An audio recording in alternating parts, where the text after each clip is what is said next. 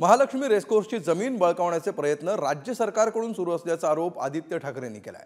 मुख्यमंत्र्यांच्या जवळचा एक बिल्डर यासाठी रेसकोर्स व्यवस्थापनाला धमकावत असल्याचंही आदित्य यांचं म्हणणं आहे। दुसरीकडे शिंदेंची शिवसेना आणि भाजपनं हे आरोप फेटाळले।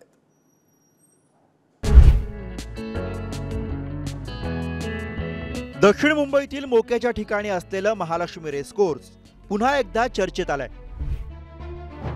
रेसकोर्सच्या जागेचा पुनर्विकास करून त्या जागेचा व्यावसायिक वापर करण्याचा मुख्यमंत्री एकनाथ शिंदे आणि भाजपचा डाव असल्याचा आरोप आदित्य ठाकरेंनी केलाय। मुंबई शहर आणि मोकळ्या जागांच्या चर्चेत पुन्हा एकदा महालक्ष्मी रेसकोर्सचा मुद्दा पुढे आलाय। मिंदे भाजपची ही बेकायदेशीर राजवट पुन्हा एकदा वराडीतील महालक्ष्मी रेसकोर्स ताब्यात घेण्याच्या प्रयत्नात आहे। हॉटेल, इमारती आणि व्यावसायिक जागेसह या जागेचा विकास करू इच्छित आहे।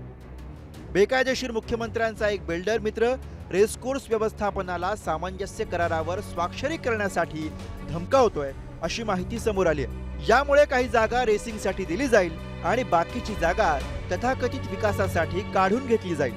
मला आशा आहे की व्यवस्थापन अशा जमिनी बळकावण्याच्या कृत्यांविरोधात उभं राहील।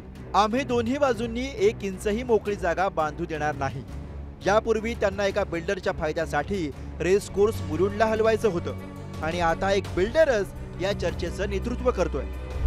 मुंबईकरांच्या हक्काची ही 226 एकरची जागा बिल्डरच्या घशात जाणं परवडणारं नसल्याचं सांगत या विरोधात आक्रमक भूमिका घेण्याचे संकेत दिलेत।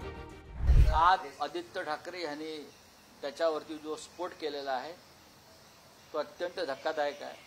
संपूर्ण महाराष्ट्र, मुंबई अशा प्रकारे लुटण्याचा आणि बिल्डरांच्या घशात घालण्याचा हा एक प्रयत्न आहे आणि शिवसेना तो होऊ देणार नाही। या आरोपांना भाजप आणि शिंदे गटानं जोरदार प्रत्युत्तर दिलंय। ठाकरेंच्या शिवसेनेची सत्ता मुंबईत असताना ठाकरेंनी काहीही केलं नाही। आता विकासाची जबाबदारी महायुती सरकारची असल्याचं सांगण्यात आलंय। महानंदा असो, महालक्ष्मी रेसकोर्स असो, आता विकासाची जबाबदारी ही महायुतीच्या सरकारवर आहे। जी वर्षानुवर्ष हे उद्धव ठाकरे आणि त्याचा हे कुटुंब मुंबईचा जो विकास करू शकले नाही ते आमच्या महायुतीचं सरकार करून दाखवेल एवढा मी विश्वास मुंबईकरांना देतो। इतकं मोठं रेसकोर्स घरात घालायचं खायचं काम आहे का? हे एकमेव मैदान असं आहे जे मुंबईच्या लोकांसाठी किंवा खेळाडूंसाठी आज उपलब्ध आहे। म्हणून यावर कोणताही निर्णय घेताना हा मोठा निर्णय असेल म्हणून आणि आज कोणताही बिल्डरच्या बद्दल त्यांना देण्याच्या बद्दलची कोणती चर्चासुद्धा साधी या मंत्रिमंडळात किंवा एकनाथ शिंदे असेल किंवा भाजप असेल यांच्यामध्ये नाही आहे आणि हे जाणार नाही एवढंच मी तुम्हाला ठामपणे सांगतो। महालक्ष्मी रेसकोर्सच्या जागेवरून यापूर्वी सुद्धा वादंग झाला।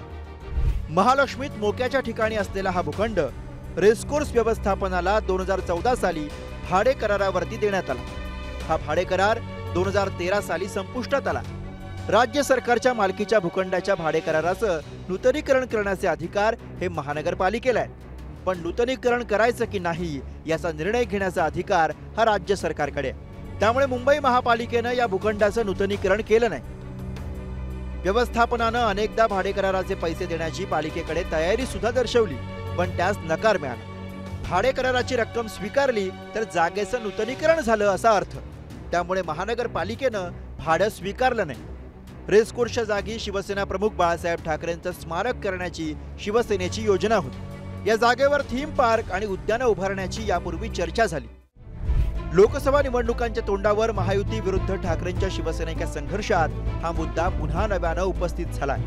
मुंबई आणि महाराष्ट्रातले प्रकल्प बाहेर नेण्याचा आरोप मवियाकडनं होत असतानाच महालक्ष्मी रेसकोर्सचा मुद्दा आदित्य ठाकरे यांनी उपस्थित केला। मुंबई महापालिकेमधील भ्रष्टाचार, कोविड घोटाळ्याच्या मुद्द्यावर ठाकरेंच्या शिवसेनेला महायुती घेरत असताना आदित्य ठाकरे आक्रमक झाल्याचं दिसतंय।